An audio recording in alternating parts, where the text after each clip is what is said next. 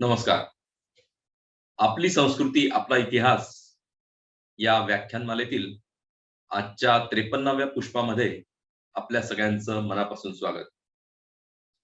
आजचं पुष्प गुंफणार आहेत क्रीडा आणि इतिहास अभ्यासक कुमारी मनीषाताई पाठे. त्यांच्या व्याख्यानाचा विषय असणार आहे मल्लखांबाच्या आद्य जनकाचा इतिहास. आपल्या देशात इतिहासाचा विषय जेव्हा अभ्यासाचा म्हणून पुढे येतो, तेव्हा राजकीय किंवा राजकारणाशी संबंधित इतिहास यावरच अधिक विचार केला जातो. परंतु आपल्या देशातल्या इतिहासाचा विचार करताना आपले मर्दानी खेळ, मैदानी खेळ यांचा सुद्धा विचार केला पाहिजे. अगदी युद्धशास्त्र, त्याच्याशी संबंधित खेळ यांचा देखील विचार केला पाहिजे. आणि म्हणून आपल्याच मातीत, विशेषतः महाराष्ट्राच्या मातीत रुजलेला, इथेच जन्मलेला एक खेळ, मर्दानी खेळ म्हणजे मल्लखांब आहे. तेव्हा या मल्लखांबावर विशेष संशोधन करणाऱ्या मनीषाताई आपल्यासमोर हा विषय सादर करणार आहेत. गेल्या 100-125 वर्षातील या खेळाच्या म्हणजे मल्लखांबाच्या इतिहासाची साधने आणि त्याच्या इतिहासाचं लेखन करत असताना त्यातल्या काही कथा आणि व्यथा ते आपल्यासमोर मांडणार आहेत. मनीषाताईंचा भारतातील विविध भाषांच्या अभ्यासक तसेच समर्थ रामदासांच्या वाङ्मयाच्या अभ्यासक किंवा संशोधक म्हणून सर्वत्र परिचय आहे. गेली अनेक वर्ष त्यांनी रामदासी दप्तरांमधील अप्रकाशित हस्तलिखित वाङ्मय असेल किंवा मल्लखांबाबद्दल सुद्धा, या खेळाबद्दल, आखाडा संस्कृतीच्या इतिहासाबद्दल प्रथमच असं स्वतंत्र संशोधन त्यांनी केलंय. याशिवाय व्यवसायाच्या माध्यमातून देखील त्यांनी भारतातल्या विविध भाषांमध्ये साहित्य प्रकाशित केलंय. मनीषाताईंना स्वतः भारतातील 11 विविध भाषा लिहिता आणि वाचता येतात. आणि त्यांच्या शिक्षणाचाही आपण जर माहिती घेतली तर थक्क करायला होईल असं त्यांचं शिक्षण झालंय. त्यांनी MPM केलंय, त्यानंतर BSc भौतिकशास्त्रामध्ये केलंय, गुजराती विषय घेऊन MA केलंय, त्याच्याच बरोबर उर्दू असेल, कन्नड आहे, अरेबिक भाषा असेल, मोडी लिपी असेल, फारसी असेल, या भाषांमधले त्यांनी डिप्लोमा कोर्सेस देखील केलेले. अखिल भारतीय बांगला भाषा साहित्य याच्या 2 परीक्षांमध्ये सुद्धा त्या सर्वप्रथम आलेल्या आहेत. आजवर त्यांनी साहित्य क्षेत्रामध्ये खूप विपुल संशोधन केलेलं आहे. त्यामध्ये समर्थ रामदासकृत दखनी उर्दू पदावल्या असतील, एक होता बाळंबट, हे एक ऐतिहासिक चरित्र आहे, रामदासी ज्ञानोपासना व पंचीकरण, गाथा क्रीडा तपस्वीची, हे एक चरित्र आहे. त्याच्याच बरोबर रामदासी मोक्षपट आणि वारकरी मोक्षपट यांचा तौलनिक मागोवा असेल, रामदासी गणेश विद्या, अशा विविध विषयांवर त्यांनी विपुल संशोधन आणि लेखन केले. मनीषाताईंना आजवर अनेक पुरस्कार देखील या सगळ्या त्यांच्या संशोधन कार्याबद्दल प्राप्त झालेले आहेत. समर्थ मल्लखांबाचे आद्य जनक बाळंबट दादा देवधर आणि त्यांची आखाडा परंपरा, याबरोबरच समर्थ रामदासांचा मोक्षपट आणि महाराष्ट्रातील मोक्षपटाची परंपरा, समर्थ रामदासांचा हैदराबाद बसव कल्याण येथील अप्रकाशित इतिहास असेल किंवा समर्थांच्या विविध अन्य वाङ्मयावर, त्याच्याच बरोबर भारतीय लिपीशास्त्र आणि समर्थ रामदास, शिवराज्याभिषेक करते श्री क्षेत्र काशीचे गागाभट्ट, अशा विविध विषयांवर सुदूर मनीषाताईंनी व्याख्यानं दिलेली आहेत. तेव्हा आजच्या या मल्लखांबाच्या आद्य जनकाचा इतिहास या व्याख्यानासाठी त्यांच्या विविध संशोधन कार्यातनं तसेच त्यांच्या व्यवसायातनं सुद्धा वेळ काढून आपली संस्कृती आपला इतिहास या व्याख्यानमालेत आजचं पुष्प गुंफण्यासाठी मनीषाताईंनी तयारी दाखवली आणि त्याप्रमाणे आज त्या या ठिकाणी व्याख्यान देत आहेत. याबद्दल श्री शिवाजी रायगड स्मारक मंडळाच्या वतीने मी त्यांचं या ठिकाणी स्वागत करतो, त्यांचे आभार मानतो. आजच्या या व्याख्यानामध्ये आपल्याला त्यांचं प्रेझेंटेशन सुद्धा दाखवणार आहेत. तेव्हा त्यांच्या या व्याख्यान आणि प्रेझेंटेशनला त्यांनी सुरुवात करावी अशी त्यांना विनंती करतो. धन्यवाद. नमस्कार. श्री शिवाजी रायगड स्मारक मंडळ यांच्या शतकोत्तर रौप्य महोत्सवी वर्ष आणि ज्येष्ठ इतिहास संशोधक पांडुरंगजी बलकवडे यांच्या षष्टी पूर्तीच्या निमित्त साधून आपल्या संस्थेनं मला मल्लखांबाचे आद्यजनक आणि त्यांचा इतिहास या विषयावर बोलण्यास पाचारण केले, याबद्दल मी प्रथम आयोजकांचे आभार मानते. लोकमान्यांनी स्थापित केलेल्या या संस्थेला 125 वर्ष होणं पूर्ण आणि लोकमान्य कधी काळी ज्या आखाड्यात व्यायाम करत होते, ज्या परंपरेच्या आखाड्यामध्ये व्यायाम करत होते, त्या आखाड्याची ऐतिहासिक फरियाद मांडायची संधी मिळणं हे खरंच एक छान योग जुळून आला असं वाटतं.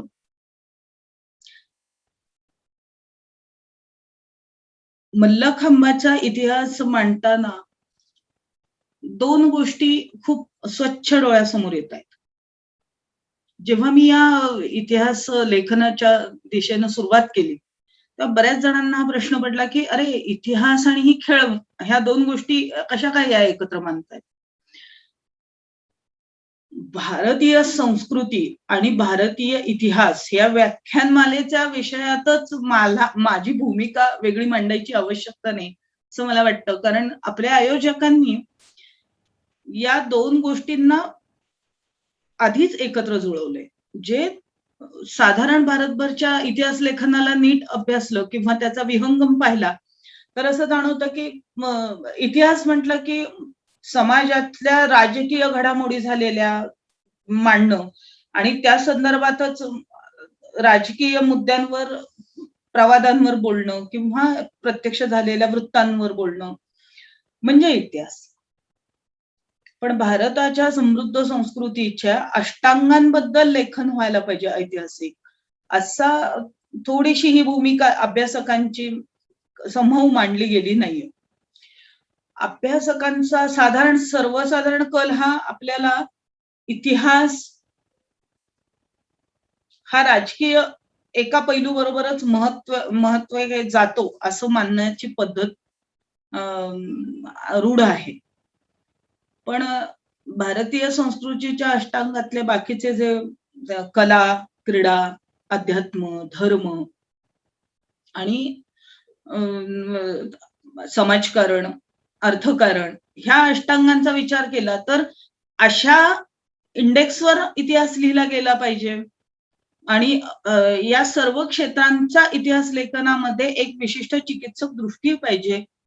या दिशेनं थोडासा समाजाचा किंवा इतिहास अभ्यासकांचा दुर्लक्ष सातत्यानं जाणवत राहील. जेव्हा मी मल्लखांब या खेळाबद्दलच्या एका इतिहासावर एका विशिष्ट पद्धतीनं काम करत होते,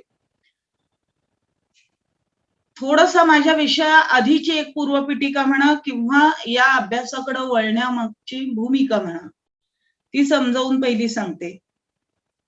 20 वर्षापूर्वी आम्ही मल्लखांबाचे आजीवन सदस्यत्व मिळवलेले खेळाडू होतो, की साधारण 30शी उलटली. आता खेळ म्हणून कोच किंवा स्वतः खेळाडू तर केव्हाच आमचं कारकीर्द संपली होती. कोच म्हणूनही कारकीर्द संपण्याची वेळ होती आणि अशा वेळेला राज्य संघटनांनी आम्हाला आजीवन सदस्य करून पंच या दिशेनं विचार करायला सुरुवात केली होती. आणि याशिवाय आपला अभ्यास, बाकीचं व्यावसायिक करिअर वगैरे या सगळ्या गोष्टी चालू होत्या. अशात एक इतरांना त्याचं संकटही वाटलं नाही, पण आम्हा काही सदस्यांना मल्लखांबाबद्दल अभ्यासपूर्वक विचार करणाऱ्या गटाला एक संकट आलं होतं की 2000 साली आयर्लंड मधल्या एका विद्वानानं आपण सध्या व्याख्यानाच्या औपचारिकतेमुळे त्याला विद्वान म्हणतोय, कारण जसं आपण पंडित ही शिवी म्हणूनही येते कधी-कधी आणि पदवी म्हणूनही येते. पण हा योगाचार्य स्वतः कधी स्वतःला म्हणून गेला फर्नांडो एस्टिव नावाचा ग्रीको ह्या व्यक्तीनं पहिल्यांदा 2000 साली इंटरनेटवर आणि पेटंटच्या दिशेनं मल्लखांबाचे आद्यजनक म्हणून स्वतःला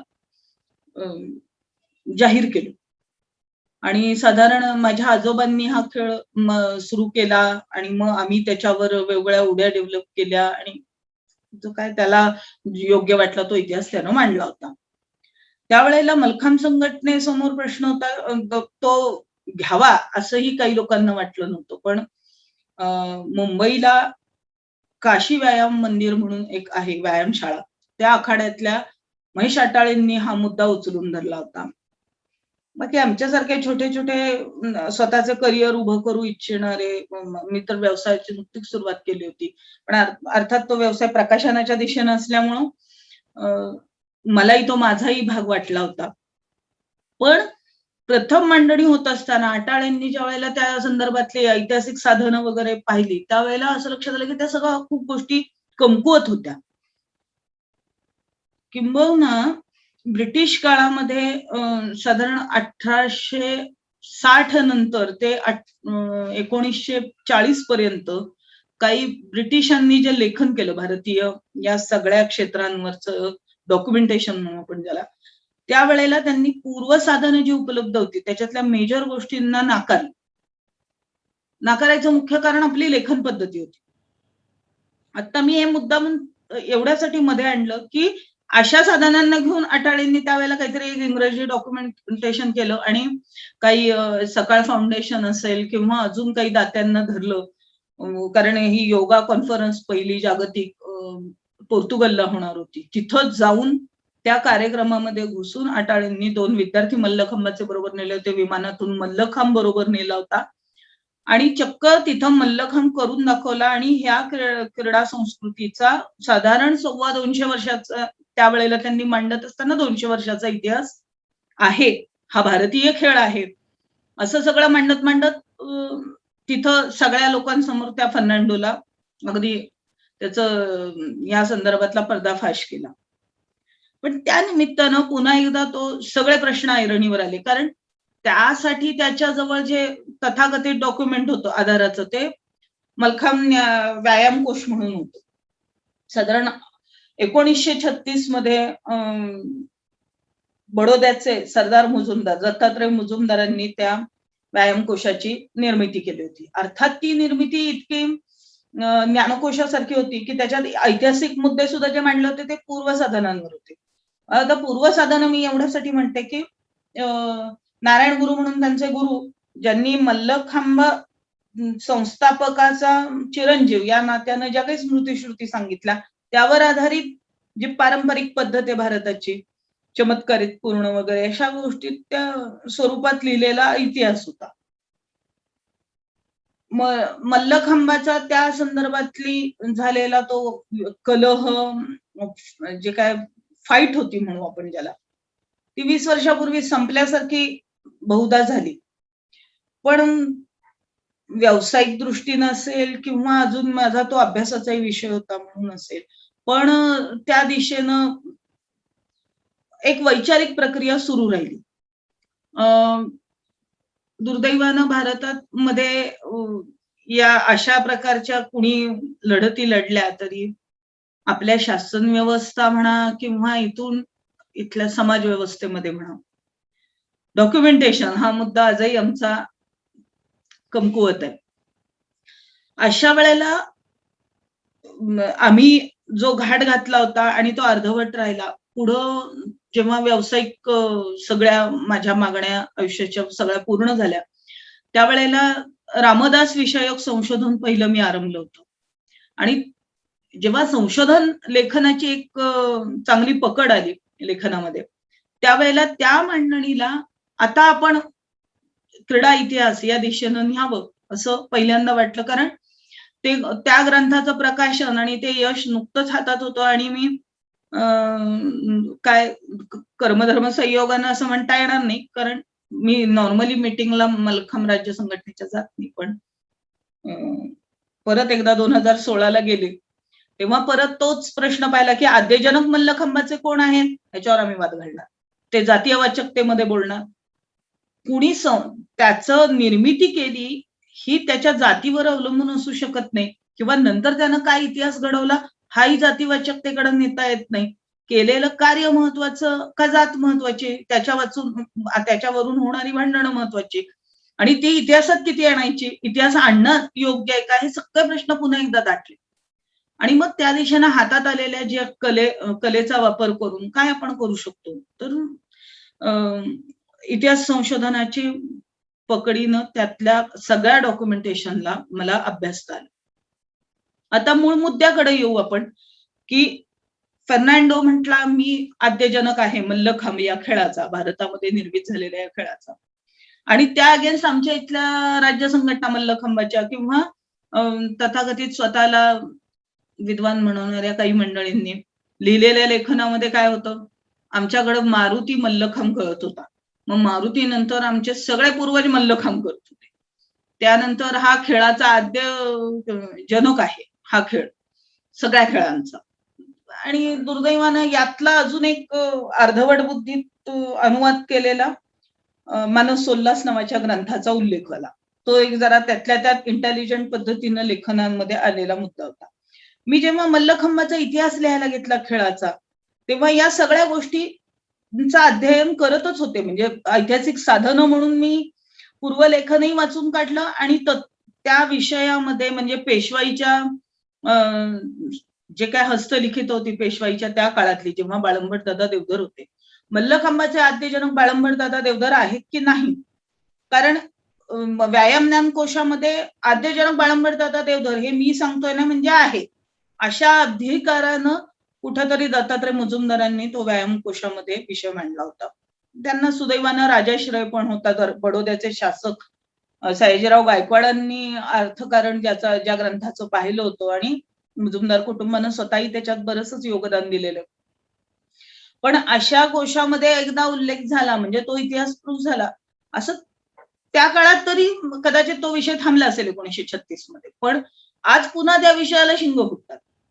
जर भारतामध्येच या संदर्भातली विषयातली भूमिका पक्की नसेल, देवदयाने एवढंच एक म्हणता येईल की मी रामदास विषयक संशोधन करत होते, त्यामुळे रामायण आणि स्वतःला ज्ञात असलेल्या भारतीय भाषांमधल्या रामायणांना वाचल्यावर मला एक लक्षात आलं की वाल्मिकी रामायणापासून ते अगदी मल्ल रामायणापर्यंत, आणि गुजराती रामायणापासून ते अगदी ओडिसी रामायणापर्यंत कुठल्याही रामायणामध्ये मारुती मल्लखांब करत नाही. सुदैवानं गोरख प्रेस बनारस मधल्या एका विद्वान पंडित शुक्लजींनी लिहिलेला हनुमान कोश मिळाला. त्यामध्ये ज्या काही भारतामध्ये हनुमान विषयक लेखन आहे, त्या हनुमानाबद्दल स्तुती स्तोत्र लिहिलेलं आद्यगुरु शंकराचार्यांच्या स्तोत्रापासून ते सगळ्या रामायणांच्या उल्लेखांपर्यंत जर आपण पाहिलं तर कुठल्याही पॉइंट ऑफ व्ह्यू न त्या मल्लखांब कुस्ती मला मान्य, पण मल्लखांब हनुमान खेळताना कुठंही पुरावा डॉक्युमेंटेशनचा नाहीये. मुळात हनुमान होता की नाही इथं इतिहासकार भांडतायत, ब्रिटिश डॉक्युमेंटेशन करणारे भांडतायत, आमची श्रद्धेचा विषय. तसंच एक दुसरा मोडून काढलेला विषय म्हणजे मल्लखांब इतिहासाच्या आड येणारा ते मानसोल्लास ग्रंथ सोमेश्वर चालुक्य, जो 11व्या शतकामध्ये कर्नाटक मध्ये झालेला आहे, आणि त्यानं मानसोल्लास नावाचा एक ग्रंथ लिहिला. ग्रंथाचा मूळ विषयच राजपुरुषांनी कसे विलास करावे, रिलॅक्स करण्यासाठी, युद्ध झालं, मोहिमा संपल्या, त्यानंतर रिलॅक्स कसं करावं, असे 20 प्रकारच्या विलासांचे अध्याय आहेत. त्याच्यात मल्ल विनोद हा नावाचा एक संस्कृत भाषेतला हा अध्याय आहे. ग्रंथ संस्कृत आहे.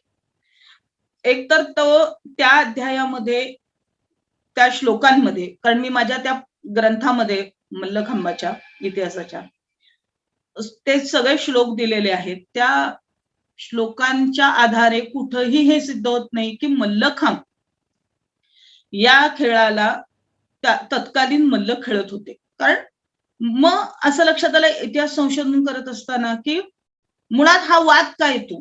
कारण या मल्ल खेळाबद्दल बोलणारे, लिहिणारे जी मंडळी आहेत, ती पूर्वी कधी खेळलेली आहेत का मल्लखांब? आणि खेळत असताना उगाच डोंबराच्या खेळासारखे त्या मल्लखांबावर आड्या मारल्या म्हणजे आम्हाला मल्लखांब यायला लागला पारंपरिक पद्धतीचा, असं म्हणण्यात अर्थ नाही.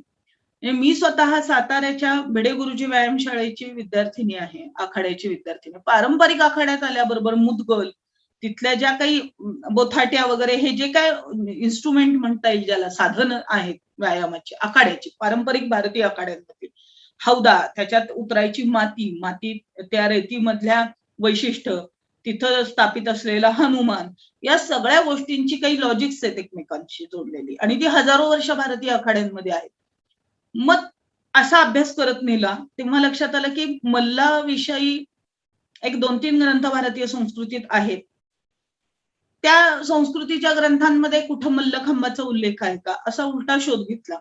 तेव्हा देवदयानं असंही लक्षात आलं की मल्लविनोद हा नावाच्या ग्रंथामध्ये जसं मल्लविनोद हा नावाच्या अध्यायामध्ये एका खांबाचा उल्लेख आहे. मी पारंपरिक आखाड्यात शिकले तिथं सुद्धा आणि ऑलमोस्ट सगळ्या आखाड्यांची जी काही माहिती घेतली कारण ज्या लोकांनी मल्लखांब किंवा आखाडा विषयक लेखन केले कुस्ती विषयक त्याच्यात उत्तम नाव एक मधलं जसं दत्तात्रय मुजुमदार आहेत बडोद्याचे तसे बडोद्याचे ल ना सप्रे. आता ल ना सप्रेंच्या लेखनामध्ये दिसतो की मल्ल स्तंभ आहे. स्तंभ म्हणजे काय तो सरळ सोट एक सिलेंडर सारखा खांब आहे की जो हाताच्या कवेत पकडता येईल असा आणि तो लोखंडी किंवा दगडी असतो ज्याच्यावर उभ्यानं जोर मारताय म्हणजे मल्लखांब नाही. मग प्रश्न येतो की आम्ही कशाचा इतिहास शोधतो, कुठल्या इन्स्ट्रुमेंटचा इतिहास शोधतो? कारण भारताचा पारंपरिक आखाडा हजारो वर्षाचं रामकृष्ण काळापासूनचा रेकॉर्ड दाखवतो ऐन. पण वल्लभ आखाड्यापासून जर आपण पाहिलं तर साधन संपत्ती त्याच्यात कुठली वापरली आहे तर त्याच्यातला अगदी शेवटचा आपण बाय डॉक्युमेंट म्हणून पुरावा म्हणतो तर तो दत्तात्रय मुजुमदारांच्या व्यायाम ज्ञान कोशाला ज्यांनी प्रस्ताव नेले वाकरू भावेंचं तर वाकरू भावेंनी त्याच्यात स्पष्ट उल्लेख केलेला आहे की त्यांनी पेशवे घराण्याचा इतिहास लिहित असताना त्यांना हिंदुस्थान दफ्तरमध्ये मिळालेल्या कागदपत्रांमध्ये मर्दानी खेळ किंवा युद्ध खेळांबद्दलच्या माहितीमध्ये कुठंही मल्लखांब या खेळाचा दुसरा बाजीराव पूर्व उल्लेख दिसत नाही. मग प्रश्न येतो कुठं की हे क्लेम करत असणारी मंडळी यांना मल्लखांब म्हणजे काय इथंच मुळात प्रश्न आलाय. थोडक्यात मी त्याचा इतिहास सांगते की जो दत्तात्रय मुजुमदारांनी लिहिला तो योग्य होता पण त्याला मांडण्याची पद्धत ही पारंपरिक भारतीय पद्धत होती ज्याच्यात चमत्कार वगैरे होते. इतिहास असा आहे की मल्लखांबाचे आद्य जनक हे बाळंबडदादा देवधर होते. यांनी 1780चा यांचा जन्म मानला जातो साधारण कारण तो परंपरेमध्ये त्यांनी ज्या शिष्यांना सांगितलं होतं त्या सगळ्या शिष्यांनी त्यांची नोंद ठेवलेली आहे आणि त्या नोंदीनुसार बाळंबडदादा देवधर यांच्या जन्म काळ हा 1780 या काळातला हा पेशवाईचा सगळ्यात काय रेसलेस म्हणून त्याला किंवा घडामोडींच्या ह्याला एक मोठा बदल आणणारा काळ आहे. आणि कोठुऱ्याचा साधारण यांचा जन्म आहे. कोकणातलं कुटुंब होतं जनार्दन भट म्हणून भिक्षुक होते साधे आणि त्या भिक्षुक व्यक्तीचं लग्न एका कोठुऱ्याच्या बर्वे म्हणजे इथं मल्हारराव बर्वेंनी कोठुरं वसवलेलं आहे. मल्हारराव बर्वे म्हणजे थोरल्या बाजीरावांच्या मातोश्रींचे बंधू म्हणजे थोरल्या बाजीरावांचा मामा त्यानं कोठुरं वसवलं होतं. त्याच बहुवंकीमधली एक मुलगी त्या जनार्दन भटांना म्हणजे जनार्दन देवधरांना दिली जाते. कोकणामध्ये दुष्काळ पडला म्हणून ती माहेरी येते बिचारी सर्वांसाठी आणि मग इथं आल्यावर साधारण 1780 ला साधारण दादांचा जन्म म्हटला जातो. तो झाल्यानंतर दादा 14-15 वर्षाचे असताना 1793 ते 94च्या दरम्यान सर्वाईव्हसाठी म्हणजे उदरनिर्वाहासाठी हे सगळं कुटुंब म्हणजे आई वडील आणि मुलगा हा पुण्यात येतो. दादांना कोठुऱ्यापासून वेदपाठ शाळेचं काम उरकलं. घनपाठ करायचं म्हणजे वेदपाठ शाळेचे विद्यार्थी येथे एका बाजूला आणि तिथलं सगळं काम उरकलं की आखाड्यात येऊन सराव करायचा जे वडिलांना आवडत नव्हता त्या काळात त्यांच्या आणि त्यामुळं संध्याकाळी तरी जोर बैठका, व्यायामाच्या नावाखाली जायचं आणि कुस्त्या खेळायच्या. 1794-95ला जेव्हा दादा पुण्यात येतात, तेव्हा दादा म्हणजे बाळंबड दादा देवधर परंपरेतली सगळी मंडळी त्यांना, मी एक मल्लच आहे सातारा आखाड्याचा, त्यामुळं तोंडात थोडा दादा हा शब्द आहे, समजून घ्याल. तर बाळंबड दादा देवधर हे पुण्यात येतात आणि इथंही पुन्हा घनपाटाच्या दिशेनं होत असणाऱ्या सरावाबरोबर त्यांची कुस्ती सुटत नाही. ते शनिवारातल्या एका काळे वस्तात तालमीमध्ये जातात आणि खेळत असतात व्यायाम वगैरे. अशा काळामध्ये साधारण 1775 हा काळ पुन्हा एकदा, ज्या काळामध्ये राघोबांना एकीकडे चिरंजीव झालाय, आणि हा इतिहास मला वेगळा सांगायची गरज नाही, कारण हा इतिहास मुळात खेळाचा जर मानतोय आपण, तर पेशवाईच्या हालचाली आणि दादांचा सारख्या सामान्य भिक्षुकाचं जीवन त्याच्यावर हेलकावे खाणार असं साधनं वाचली ही, की जाणवतं की ज्याची कदाचित दखलही घेतली नाही, आणि दखल घेण्या आपल्या मराठेशाहीचा साम्राज्याचा कारभार झाला होता त्या काळामध्ये. अशा काळामध्ये 1795ला आमचे सवाई माधवराव पण जातात, पण त्या जाण्यापूर्वी दादांचा घनपाठी म्हणून सत्कार झालेला आहे आणि त्यांना एक बिब्बाळी म्हणून शनिवार वाड्यामध्ये आश्रित म्हणून नेमलं गेलं, ठेवून घेतलं गेलेलं आहे. आणि काही समवते कुटुंब एका स्थिरतेकडे वळलेलं आहे.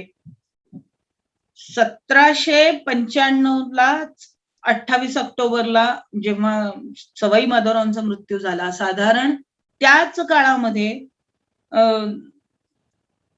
बाळंबडदादा देवधरांचे वडिलांचं निर्माण होतं आणि बाळंबडदादांचं कुटुंब परत एकदा आर्थिक संकटात येत राहतं. आणि मग पुढं जेव्हा बाळंबडदादा देवधर दुसऱ्या बाजीरावाच्या कारकिर्दीमध्ये परत नियुक्त होतात घनपाठामुळे त्यांच्या, त्यावेळेला दुसऱ्या बाजीरावाच्या काळामध्ये निजामशाहीकडनं हैदराबाद मधून अली आणि गुलाम असे 2 पहिलवान येतात आणि स्वराज्यामध्ये शनिवार वाड्यावर त्यावेळेला शनिवारी कुस्त्यांचे मोठे आखाडे चालायचे, फड चालायचे, आणि कुस्तीच्या त्या ह्याच्यात हे येऊन सांगतात की आम्हाला विजयपत्र द्या, नाहीतर मग आमच्याशी कुस्ती खेळा. अली आणि गुलामांची त्यावेळेची जी काय प्रसिद्धी ख्याती होती की हे मारून टाकतात मल्लांना. म्हणजे एक तर अली आणि गुलाम यांची वर्णनं जी लिहिलेली आहेत तत्कालीन मल्लांनी, तर ते साधारण 7 फूट उंची, आहार संपूर्ण कच्चा मांसाहार वगैरे असा आहे. तर त्या साधन संपत्ती मानणाऱ्यांच्या ज्या प्रथम दर्जा, द्वितीय दर्जा, तर मी म्हणेल यातला तृतीय दर्जा आहे हा लेखनातला, कारण हा सर्वसामान्यांनी लिहिलेला आहे, कुठल्या राजकीय दप्तरानं लिहिलेलं नाहीये. पण खेळाचा इतिहास लिहित असताना हे लोकसाहित्याचा प्रकार म्हणून सुद्धा आपण त्याचा आधार घेऊ शकतो, की बाबा त्यांनी टोकाचं लिहिलं असेल तर त्यातला निम्मा भाग तरी किंवा 1/4 भाग तरी इतिहास साधन म्हणून बनवू शकतो.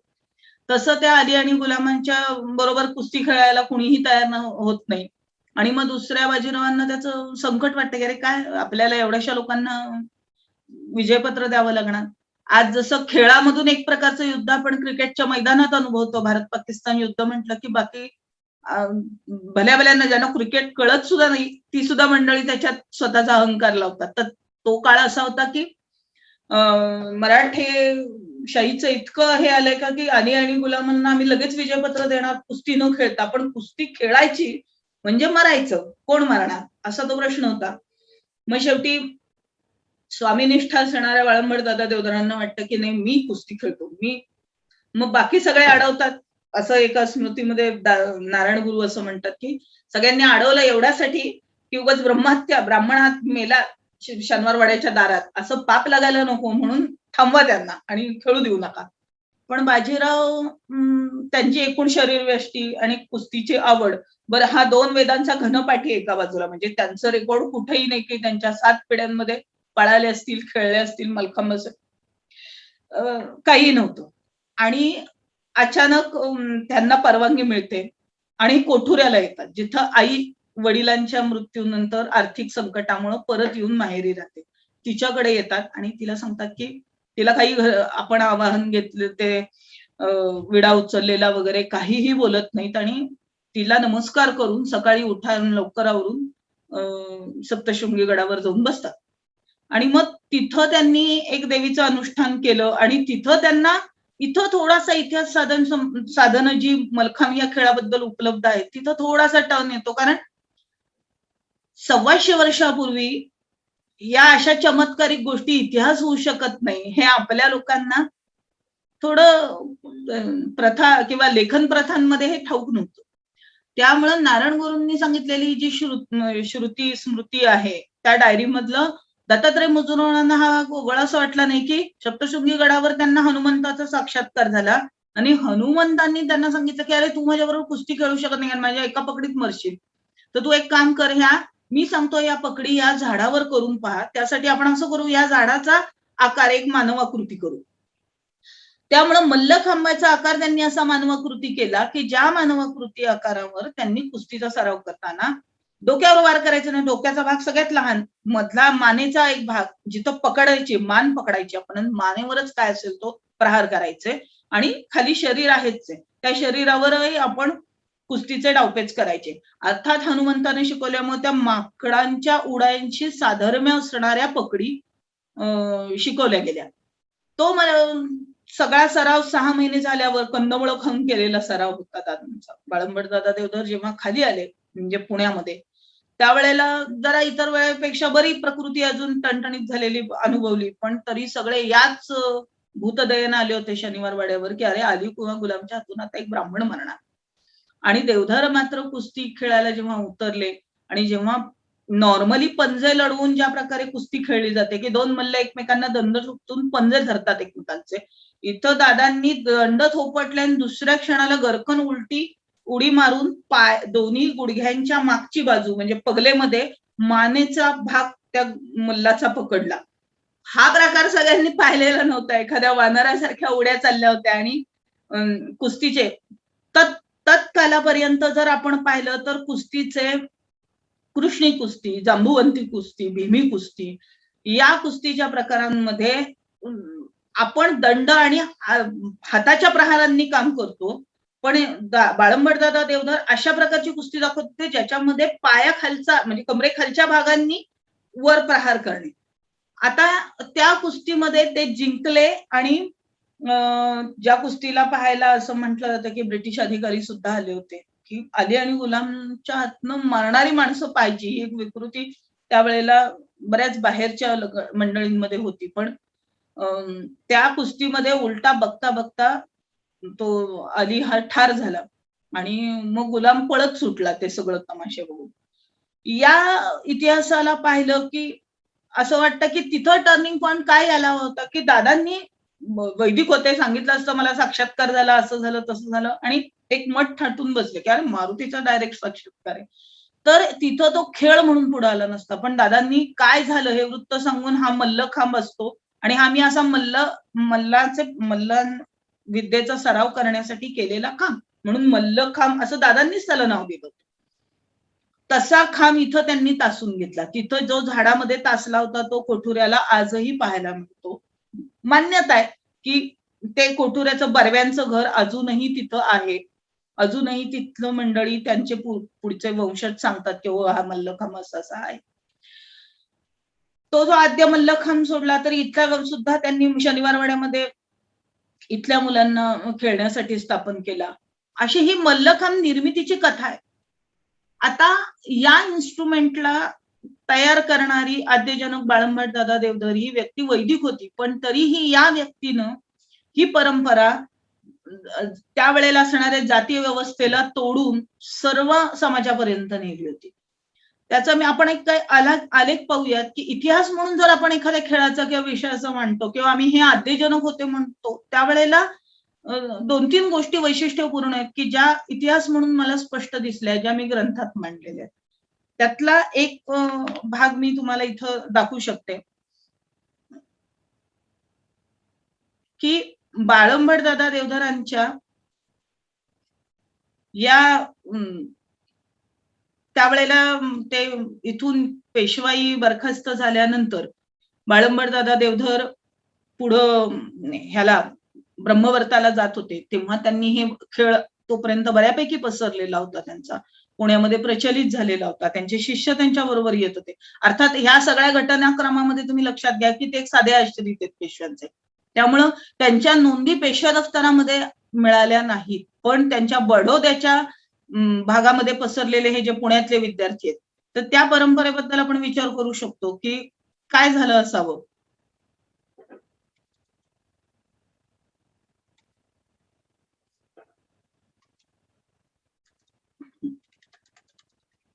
तर मुळात आपण हा मल्लखांब खेळ या खेळाबद्दलची थोडीशी माहिती पाहू की जो खेळ म्हणून आजही आहे अस्तित्वात, ते इन्स्ट्रुमेंट काय, ते इतिहासामध्ये आम्हाला दिसला खांब की आम्ही मल्लखांब म्हणून ओरडायला लागतो. तो मल्लस्तंभ असतो आणि मल्लखांब म्हणजे ज्याच्यावर कुस्तीचा सराव करता येतो. कुस्तीचा सराव हा तुम्हाला आपल्याला सगळेच जाणता की कुस्ती हा एखादा समोर गडी असल्याशिवाय कुस्ती खेळली जाऊ शकत नाही. पण हा असा खांब आहे की जो पलीकडे मल्ल नसला तरी चालतो आणि त्या मल्लाचं काम एका खांबावर होतं. तर त्यामुळं इथं तुम्ही ही रचना पाहिली ते एका मानवी आकृतीची रचना आहे की आपलं शरीर हे वर बारीक असतं आणि खाली मोठं होत जातं. 8.5 फुटाची साधारण ही रचना असते. मानेचा भाग आहे. हा मानेचा भाग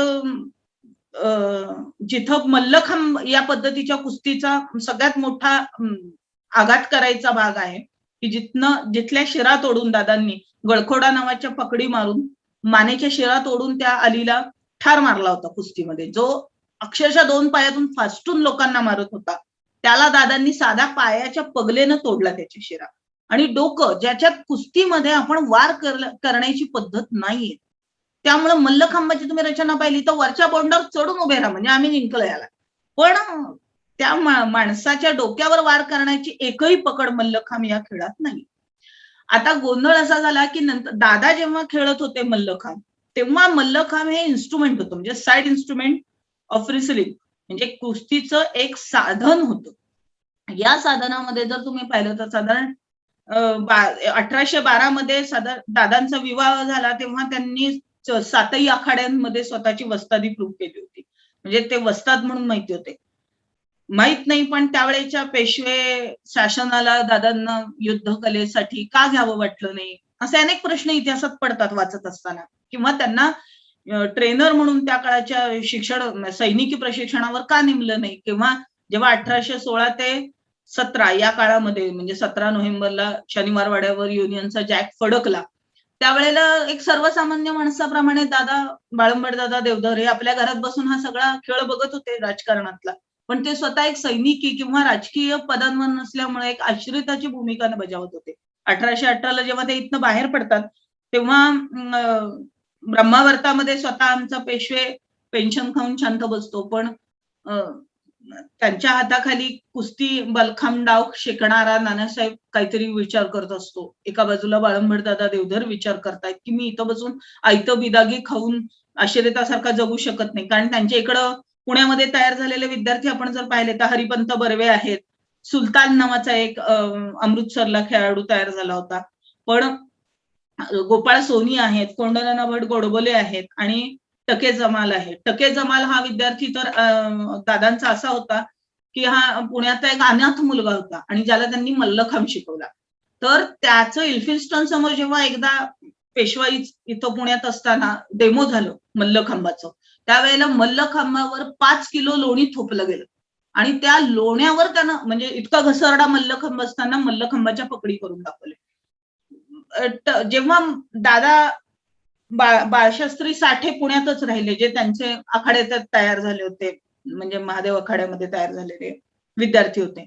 पण हरिपंत बर्वे, गोपाळ सोनी ही मंडळी जेव्हा बडोद्याकडे निघाली, म्हणजे बडोदा शासनामध्ये जाऊन राहण्याचे त्यांचे निर्णय झाले, त्यावेळेला दादांनी त्यांच्यावर टके जमालला दिला की तुम्ही यांना बडोद्याच्या शासकापर्यंत पोहोचवा, तू आमच्या बरोबर येऊ नकोस ब्रह्मावर्ताला, त्यांनी सांगितलं. आणि मग इथून पुढे आपल्याला दिसतो ना तो मल्लखांब म्हणजे आद्यगुरु बाळंबड दादा देवधर आणि त्यांच्या शिष्य प्रशिष्यांनी तयार केलेली एक क्रीडा संस्कृती दिसते, एक मोठी परंपरा दिसते की जी कुस्तीच्या जगतामध्ये त्यावेळेला त्यांनी भारतभर स्वतःचं गारुड माजवलं होतं. टके जमाल जेव्हा बडोद्याला गेला तेव्हा गणपतराव गायकवाडांचं राज्य होतं, त्यांनी टके जमालची एकूण कसब पाहिली.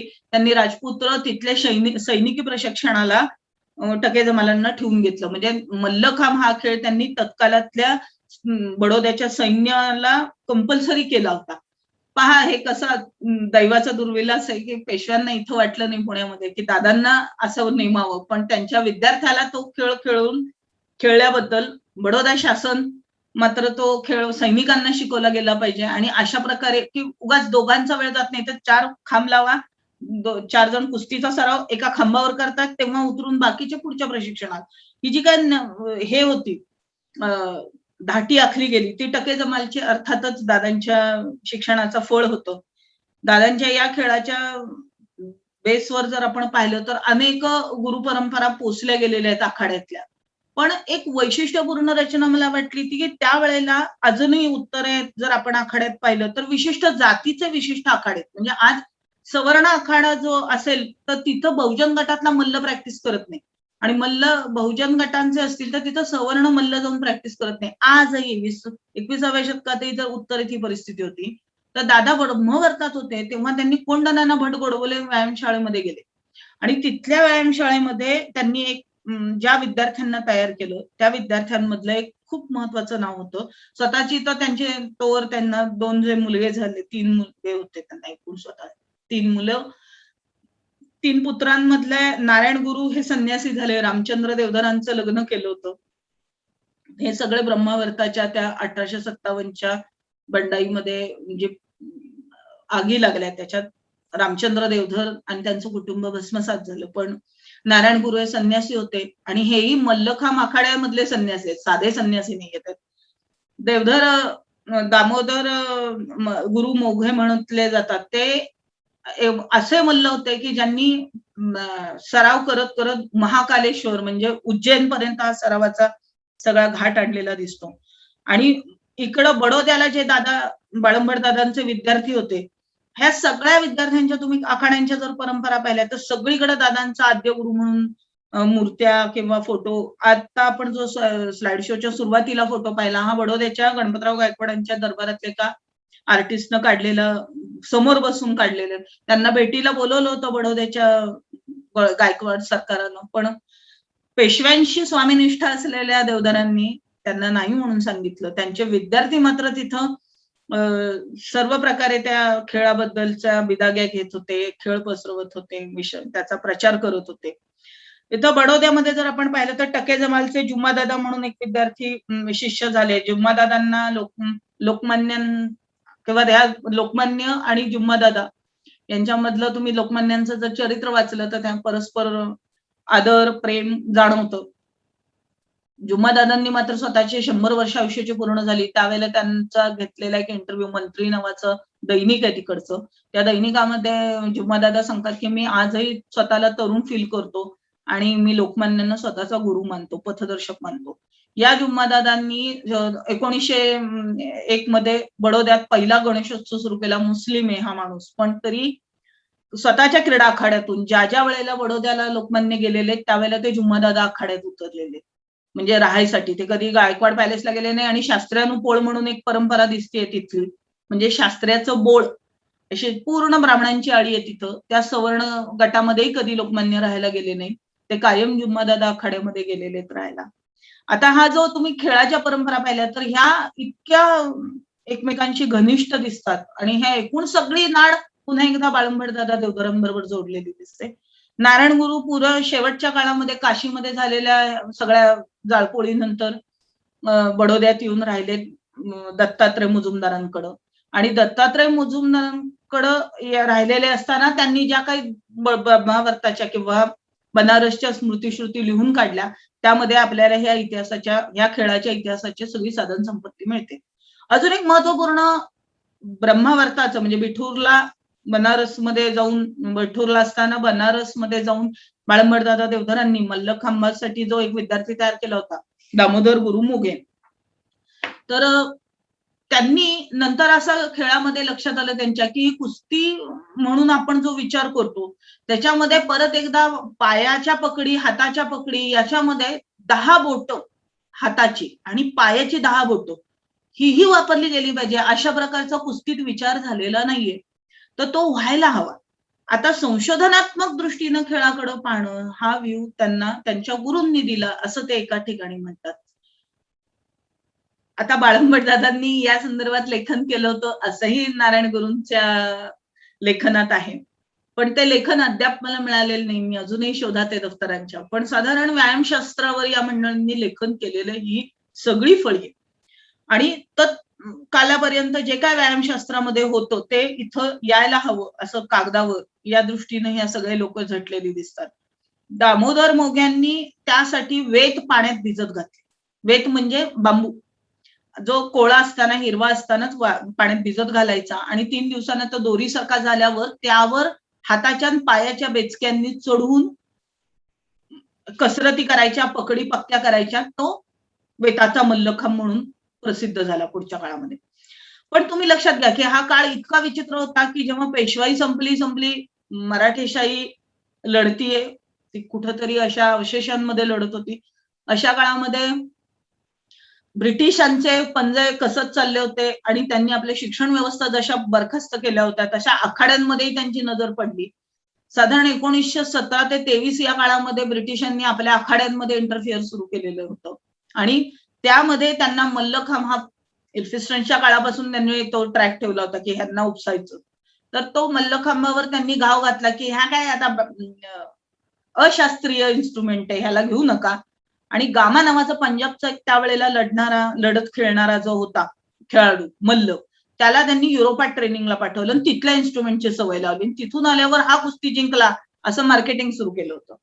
हे सगळे डाव ओळखणारी बडोद्यामध्ये मंडळ होती. कारण बडोद्यामध्ये आजही तुम्ही गेलात तर 8 आखाडे आहेत. बाळंबट आखाडे म्हणतात ज्याला. आणि त्यांच्या सगळ्या शिष्यांचे आखाडे आहेत ते. पण त्याला बाळंबट आखाडे म्हणायची परंपरा आहे. साधारण 1908 ते 9 या काळामध्ये बडोदा गायकवाड सरकारनं विचार केला की आपण पहिली अखिल भारतीय सामना लावायचा. आणि त्यावेळेला लना सप्रे जाऊन गायकवाडांना भेटले आणि मल्लखांब या खेळाला स्वतंत्र अस्तित्व द्या, कारण ब्रिटिश हा खेळ उपसू पाहताय. हे लक्षात आल्यावर गायकवाडांनी पहिला तो मुद्दा उचलून धरला की या खेळाला स्वतंत्र महत्व देईल. त्यांनी मर्दानी खेळाचे अखिल भारतीय पहिले सामने जेव्हा घेतले त्यावेळेला त्यांनी या खेळाला स्वतंत्र स्थान दिलं होतं, स्वतंत्र अस्तित्व म्हणून मान्य केलं होतं. आणि त्यासाठी अर्थात मी राजा आहे आणि मी सांगितलं आणि हे झालं असं होत नव्हतं. तर त्या गोष्टी शास्त्रीय पद्धतीनं मांडल्या गेल्या. लना सप्रेंनी मल्लखांबाच्या पकडी आणि एकूण शास्त्रीय व्यायाम, शास्त्रोक्त दृष्ट्या व्यायाम, आहारशास्त्र, शरीरशास्त्र या दृष्टीनं मांडलं. आणि हा एक मोठा या खेळाचा टर्निंग पॉइंट आहे की जिथपर्यंत तो खेळ एक सपोर्टिव्ह इन्स्ट्रुमेंट म्हणून होता, म्हणजे एक साधन होतं कुस्तीचं, ते साधन निघून बाहेर एक स्वतंत्र खेळ म्हणून उभा राहिला. याचा जनक म्हणेल मी एका अर्थानं किंवा प्रवर्तक हे लना सप्रे होते. पुढं याच काळामध्ये दामोदर मोग्यांनी केलेल्या तो वेताचा मल्लखांब होता, त्याच्यावर प्रयोग करणारी मंडळी पुढे आली. आणि 1940च्या दरम्यान मिरजेचे मद करमरकर म्हणून ते अंबाबाई तालमीचे मल्ल, जे बडोद्याला पूर्वी दत्तात्रय मुजुमदारांकडे शिकायला आले होते मल्लखांब, त्यांनी हा पहिला विचार केला की मी माझ्या मुलींवर पहिला प्रयोग करेन. मुलींनीही मल्ल व्हायला पाहिजे, मुलींनीही सशक्त असलं पाहिजे. कुठपर्यंत आम्ही झाशीच्या राणीच्या कथा सांगणार, आमच्या घराघरात झाल्या पाहिजेत, कारण काळ वाका होता. आणि मद करमरकरांनी स्वतःची थोरली कन्या उषा, तिला पहिला मल्ल म्हणून पुढे आणलं. आणि साधारण तिचा पहिला खेळ 1947ला लोकांसमोर मांडला गेला. अर्थात बांबू भिजत घालून तिथपर्यंत वेताचाच मल्लखांब होता. मुलींवर त्याआधी साधारण 1936 मध्ये जर्मनीला ऑलिम्पिक मध्ये खेळायला गेलेल्या गटामधनं काही मंडळी जी मुंबईची परत आली, त्यांनी हा प्रयोग करून पाहिला होता की मुलींनी मल्लखांब करावा. पण तो प्रयोग त्यावेळेला अयशस्वी झाला होता, फेल झाला होता. आणि त्या मुद्द्यावर आयुर्वेदाच्या दृष्टीनं, कारण हे आयुर्वेदाचार्य होते करमरकर, त्या आयुर्वेदाच्या दृष्टीनं विचार करून स्वतःच्या 9 मुलींवर त्यांनी प्रयोग करून 9च्या 9 मुली आखाड्यात उतरवल्या आणि मल्ल केल्या होत्या. त्याच दरम्यान साधारण 1900 नंतरच्या काळामध्ये, साधारण 2 दशकानंतर 1972 साली पुण्यामधल्या महाराष्ट्रीय मंडळातून बाणे गुरुजी पुढे आले आणि ज्यांनी मुलींच्या त्या मल्लखांबाला प्रचार होणाऱ्या इन्स्ट्रुमेंटला मुलींच्या शरीरशास्त्रानुसार अजून काही सवलत देता येईल का, चांगल्या पद्धतीनं करता येईल का, म्हणून मग बाणे गुरुजींनी तो दोरीचा मल्लखांब असा एक विषय पुढे आणला की साधारण कासऱ्यासारखा, पण कासरा हा काचणारा होता, जाचक होता. तर त्या याला खेळ त्यांनी इथपर्यंत खेळ आता आपल्याला माहितीये की आज दोरीचा मल्लखांब म्हणून ओळखला जातो. या सगळ्या क्रीडाशास्त्रात असणाऱ्या झालेल्या स्थित्यंतरांना अभ्यासलं, कागदपत्रांना पाहिलं की एक जाणीव होते की एक व्यक्ती एखाद्या खेळाचा शोध लावतो आणि तो समाजासाठी समाजाभिमुख व्हायला हवा. मी काहीतरी जगावेगळा होतो आणि म्हणून मला मारुती दिसला आणि म्हणून मी हा इन्स्ट्रुमेंट निर्माण केला आणि आता हे म्हणजे काय गूढविद्या करून टाकणं, इतका खुरटा दृष्टिकोन बाळंबडदादा देवधरांचा नव्हता. त्यामुळं आज एक देशाला असं इन्स्ट्रुमेंट मिळालं. जगभरामध्ये खरं तर आश्चर्य ठरावं असं इन्स्ट्रुमेंट आहे हे, की ज्याच्यामध्ये कुस्तीचा सराव करत असताना मल्ल दुसऱ्या मल्लाला नाहक धरून बडवत नाही, दुसऱ्या मल्लाला विनाकारण हिंसक वागत नाही. तर मला कुस्ती जिंकायची, कुस्ती करायची, तर हिंसकता स्वतःची न वाढवता स्वतःच्या शरीरातल्या लढत देणाऱ्या सगळ्या पकडी एका खांबावर करतो आणि तो मानवाकृती खांब आहे. इतक्या महत्वपूर्ण खेळाला नंतरच्या काळामध्ये राज्य संघटनेचे सदस्य उदय देशपांडेंनी ऑलिम्पिक पर्यंत नेलं, पण त्याचं पहिलं स्वप्न पाहिलं होतं ते 1936 मध्ये. या मल्लखांब परंपरेत आपण पाहिलं तर साधारण काळे वस्तात तालमीमध्ये तयार झालेले सातारचे भिडे गुरुजींच्या आखाड्यात तयार झालेला अमरावतीचा खेळाडू अंबादास वैद्यांनी पहिला हा खेळ ऑलिम्पिक मध्ये गेला पाहिजे हे स्वप्न पाहिलं. आणि मग त्यावेळेला हिटलरच्या आमदानीमध्ये जर्मनला ऑलिम्पिक भरणार होतं, त्याच्या त्यांनी काय यातना दिल्या त्याचा खूप मोठा तो स्वतंत्र व्याख्यानाचा विषय आहे किंवा इतिहासाचा विषय. पण त्यांनी त्यावेळेला अमरावतीच्या हनुमान प्रसार व्यायाम मंडळी ही सगळी शिष्यमंडळींची नावं का राहिली, तर त्या प्रत्येकानं स्वतः आखाडा चालवलाय, स्वतः आखाड्याला पूर्ण वेळ दिला. आज हा त्याग जर विचारात नाही घेतला तर आज माझ्यासारखे खेळाडू हे खरंच कृतज्ञ ठरतील. कारण आज आमच्यापर्यंत खेळ पोहोचला याचं कारण 1818 नंतर ते जवळजवळ 1980 पर्यंत जेव्हा पहिली मल्लखांब फेडरेशन फॉर्म झाली, आत्ताची क्रीडा संघटना ज्या नुसत्या सामने घेतात, यापर्यंत खेळ आणणारा जो हा प्रवाह आहे, जवळजवळ 5 पिढ्या त्याच्यात गेलेल्या आहेत. 5 पिढ्यांनी पूर्ण वेळ आखाडा चालवणं, तुम्ही लक्षात घ्या, पूर्ण वेळ आखाडा चालवण्यासाठी लागणारा पैसा हा समाजाकडनंच उभा राहत होता. सरकारचं अनुदान आजही आखाड्यांना मोजक्या सुद्धा म्हणावे एवढे नाहीये. पारंपरिक आखाड्यामध्ये कधीही पे अँड पार्क सारखं पे अँड लर्न असंच कधीही झालेलं नाही. मी स्वतः खेळ फुकट शिकलेली आजच्या भाषेत बोलायला गेलो तर. आज मी स्पोर्ट मार्क मध्ये हा खेळ पाहते तेव्हा महिना 500-1000 रुपये फी भरून मुलं जातात. तो खेळ मेंटेन करण्यासाठी काहीही लागत नाही, फार मोठी महागडी साधन संपत्ती असं नाही. पण या खेळाचा प्रचार करण्यासाठी जसं अंबादास वैद्यांनी 1936 मध्ये प्रयत्न केला, तसाच पुढे त्यांच्या मुलाच्या नेतृत्वामध्ये 1972 मध्ये पुन्हा ऑलिम्पिक मध्ये नेण्याचा प्रयत्न केला. जेव्हा राज्य संघटना फॉर्म झाली 1980 मध्ये, तेव्हा तो मुद्दा उदय देशपांडेंनी ओढून धरला. उदय देशपांडेंनी भारतीय ऑलिम्पिक संघटनेकडनं त्याची सहमती मिळवली. आता तो खेळ पुढचं आव्हान आता आज मध्ये जे चालू आहे ते हा खेळ 5 देशांकडनं खेळवायचा. तसा जर तो ऑलिम्पिक मध्ये खेळवला गेला तर हा एक ऑलिम्पिकचा गेम म्हणून पुढे येईल. पण या जागतिक पातळीच्या दिशेनं जाणाऱ्या खेळाला इतक्या ओंगळवाडी पद्धतीने जर आम्ही नेऊन जगासमोर दिला तर अजून 10 कॉपीराईट ओनर येतील. आणि हा खेळ आम्हीच तयार केला होता. उद्या तुम्हाला कुठल्या काळातलं तुम्हाला हवा त्या काळातलं इन्स्ट्रुमेंट काढून दाखवतील की पहा आमचा अमुक राजा आणि ही खेळत होते. कारण आमचाच इतिहास आम्ही नीट मांडत नाही, त्याची साधन संपत्ती नीट ठेवत नाही.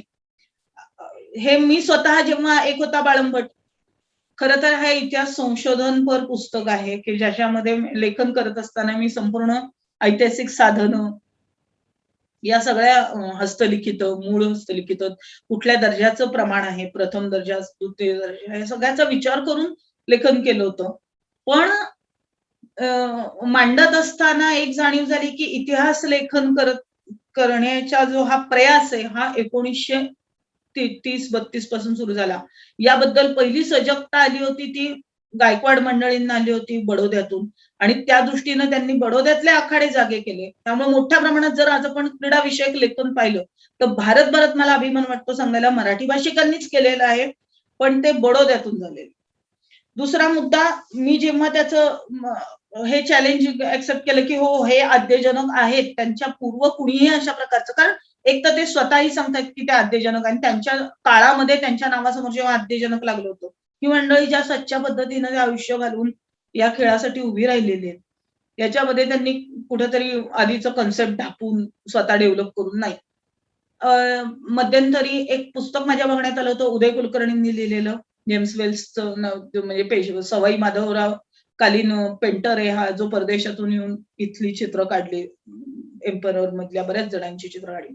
त्याच्यामध्ये कुस्तीचा चित्र आहे पण मल्लखांब नाहीये, कारण यांनी जेव्हा काढलं, कारण हा 1794 ला गेलेला आहे आर्टिस्ट, त्यांनी इन्स्ट्रुमेंटची चित्र काढलेली आहेत, त्याच्यामध्ये मल्लखांब कुठेही नाही. त्याच्यामध्ये मुदगल आहे. मल्लखांब या शब्दाचं मी मगाशी तुम्हाला स्लाइड शोला दाखवलं तसं 8.5 फूट आहे, आणि ज्याच्यामध्ये मान, डोकं आणि शरीर, आणि ते सुद्धा असं निमुळतं जसं मानवी शरीर आहे, अशा पद्धतीची रचना असेल तरच तो मल्लखांब आहे. आणि तो दादांच्या पूर्व कुणीही भारतामध्ये अशा प्रकारचं संशोधन केल्याची नोंद नाहीये.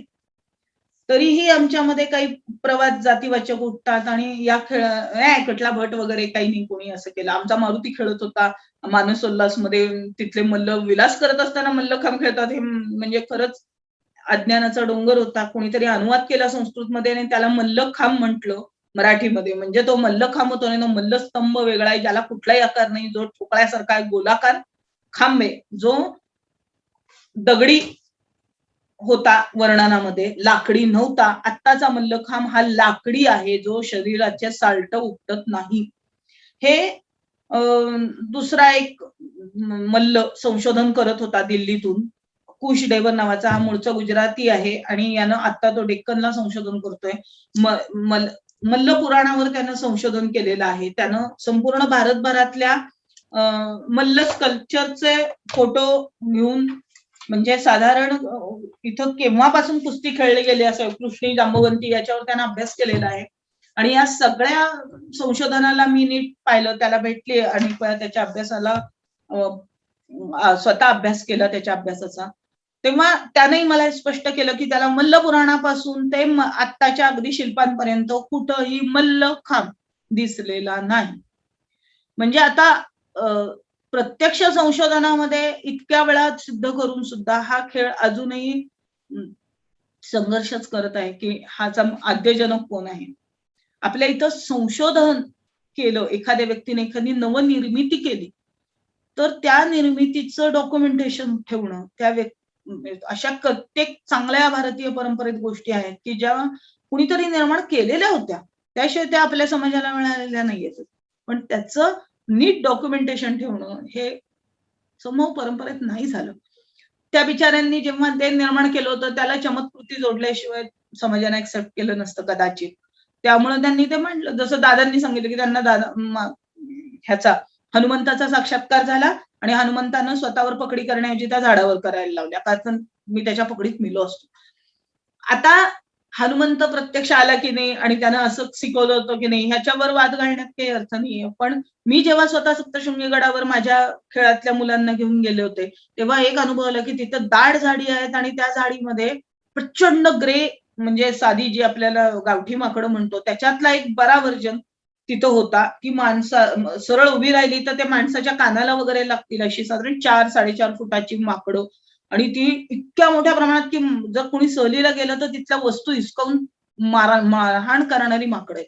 अशा माकडांना 200 वर्षापूर्वी अजून त्याचं प्रमाण भयानक असेल, आणि अशा माकडांमध्ये जेव्हा दादा थांबले आणि त्यांना त्याच्यामध्ये एखाद्या सश्रद्ध माणसाला हनुमान दिसलाही असेल, पण त्या इन्स्पिरेशन मध्ये ते वानर होते.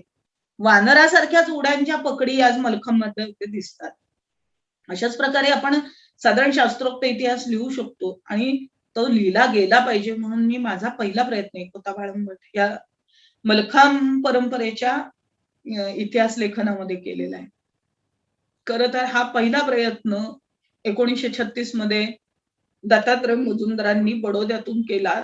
ज्ञानकोशाचे अनेक म्हणजे मर्दानी खेळांचे त्यांनी इतिहास लिहायचा प्रयत्न केला. पण हा अजूनही भारतामध्ये जेवढ्या प्रमाणात व्हायला पाहिजे तेवढ्या प्रमाणात होत नाही. 20 वर्षापूर्वी या खेळावर एक संकट येऊन गेलं फर्नांडो नावाचं, की ज्यानं क्लेम केला पेटंट सारखं सगळी तयारी झाली होती. त्यांनी इंटरनेटवर पण डिक्लेअर केलेलं होतं. त्यावेळेला आमच्यासारख्या दुबळ्यांनी त्यांच्याशी लढणं ही चेष्टा होती. पण तरी महेश आटाळेंनी त्यावेळेला ती फाईट करून थांबवलं. पण ते संकट परत येणार नाही असं आपण म्हणू शकत नाही. पण त्यामुळं आपली तयारी उत्तम व्हावी. तयारी डिफेंडरचीच असावी लागते. जो प्रतिकार करतो त्याचीच असायला लागते. अटॅक करणाऱ्याची आपण वाट पाहायची नसते. आणि एक परंपरेला देणारा आदर म्हणून आपली संस्कृती आणि आपला इतिहास हा विषय निवडल्याबद्दलच मी खरं तर पहिला या समितीचं अभिनंदन करते, की अरे संस्कृतीच्या 8 अंगांपैकी राजकारण सोडलं तर बाकी कुठल्याच अंगाला आम्ही न्याय द्यायला तयार नाही. तर त्याच्यातला कला, क्रीडा, धर्म, अध्यात्म या सगळ्यांचं रेकॉर्ड आपल्याकडे असलं पाहिजे आणि त्याचे वेगवेगळे लँडमार्क मंडळी आहेत, की ज्यांनी आपलं आयुष्य वेचलं हे सगळं बनवण्यासाठी, काहींनी चालवण्यासाठी, प्रवाहित करण्यासाठी. त्या मंडळींची नोंद समाजानं ठेवली पाहिजे असं वाटतं. मला इथं बोलवलं, माझ्या क्रीडा इतिहासाची बाजू ऐकून घेतली, आद्यजनकाचं फरियाद ऐकून घेतली, याबद्दल मी संयोजकांचे आभार मानते. नमस्ते.